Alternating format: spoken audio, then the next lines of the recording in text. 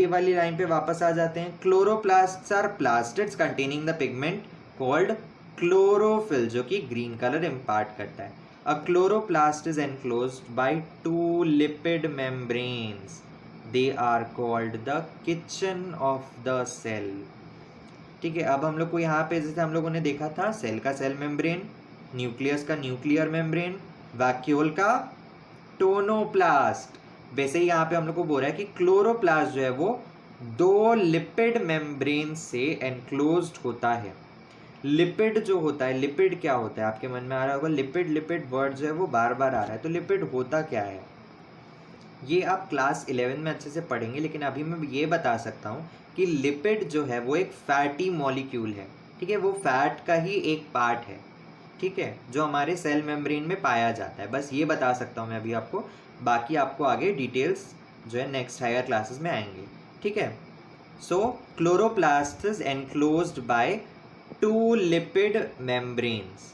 ठीक है, अब क्लोरोप्लास्ट को हम लोग और क्या बोलते हैं, किचन ऑफ द सेल। क्यों बोल रहे हैं किचन ऑफ द सेल हम लोग क्लोरोप्लास्ट को, क्योंकि ये फोटोसिंथेसिस परफॉर्म करता है, जिससे लीफ जो है वो फूड प्रिपेयर कर पाता है अपने लिए।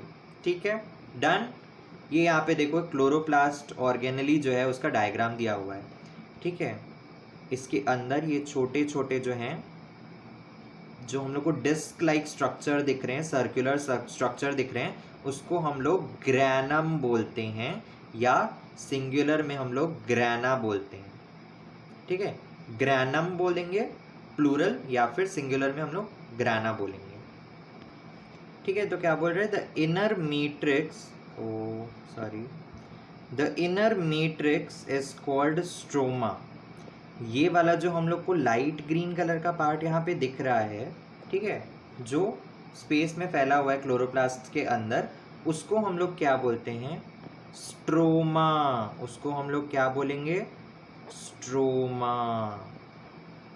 The inner matrix is called the stroma. ठीक है, या फिर हम लोग इसको क्या बोलते हैं, ग्राउंड सब्सटेंस बोलते हैं। स्ट्रोमा को जो ग्राउंड सब्सटेंस होता है क्लोरोप्लास्ट का, वो स्ट्रोमा होता है। ठीक है, नेक्स्ट बोल रहे thylakoids. Thylakoids are the sub organelles arranged in stacks within the stroma to form grana. ठीक है,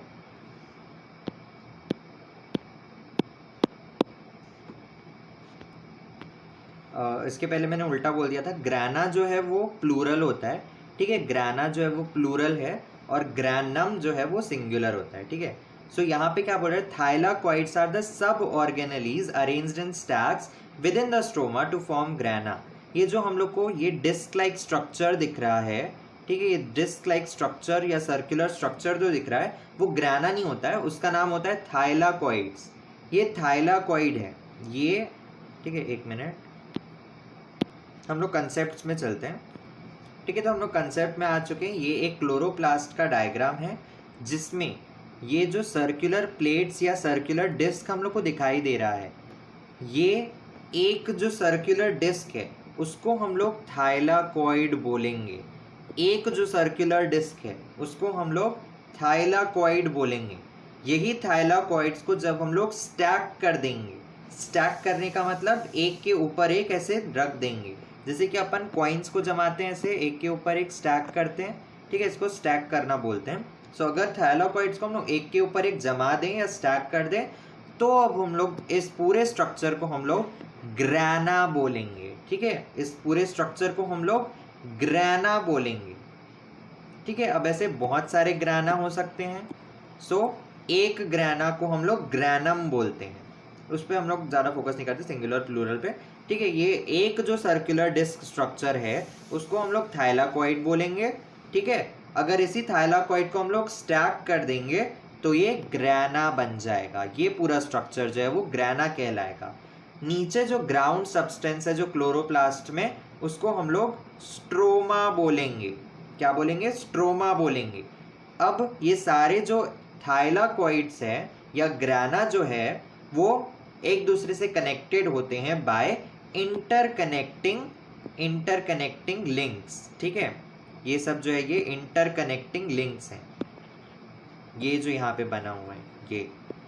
ये सब जो है ये इंटरकनेक्टिंग लिंक्स हैं। ठीक है, वापस चलते हैं अपने स्लाइड पे। यहाँ पे क्या लिखा हुआ है, last line, plastids also contain their own DNA and ribosomes। also word क्यों लिखा है यहाँ पे, और किसके पास है जो अपना डीएनए और राइबोसोम होता है, mitochondria have their own DNA. वैसे ही plastids also contain their own DNA and ribosomes. ठीक है, इनके पास खुद का डीएनए और राइबोसोम्स होता है। अब हम लोग देखते हैं फंक्शंस ऑफ प्लास्टिड्स। पहला बोल रहा है they carry out the process of photosynthesis. ठीक है, क्लोरोप्लास्ट है इसमें, ये क्लोरोप्लास्ट है। प्लास्टिड जो है वो एक क्लोरोप्लास्ट हम लोग देख रहे हैं, वो जो है वो प्रोसेस ऑफ फोटोसिंथेसिस। ठीक है, फोटोसिंथेसिस को कैरी आउट करता है। ठीक है, कैसे करता है, bye absorbing sunlight by use of carbon dioxide and water, वो अपना फूड बनाता है। ठीक है, इसी कारण हम लोग इसको किचन ऑफ द सेल बोलते हैं। सो क्लोरोप्लास्ट जो है वो carry out the process of photosynthesis. Second point क्या बोल रहे थे, contribute the colour of the leaves, flowers etcetera. Leaf या फ्लावर के जो कलर होते हैं वो भी हम लोग प्लास्टिड के वजह से ही हम लोग को प्लास्टिड के वजह से ही मिलता है। ठीक है, जैसे लीव्स का जो ग्रीन कलर है वो क्लोरोप्लास्ट के वजह से मिलता है। फ्लावर्स का जो डिफरेंट कलर होता है वो क्रोमोप्लास्ट के वजह से मिलता है। सो आज के लिए बस इतना ही। आज हम लोगों ने प्लास्टिड्स के बारे में पढ़ा। नेक्स्ट अब हम लोग करेंगे एंडोप्लाज्मिक रेटिकुलम। ठीक है, so please subscribe to the channel Studyverse. Till then, stay tuned, keep learning.